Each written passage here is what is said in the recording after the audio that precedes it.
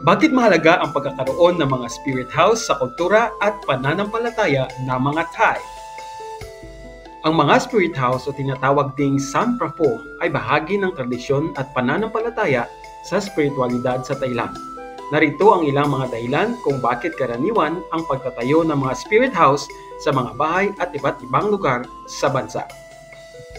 Respeto sa mga espiritu.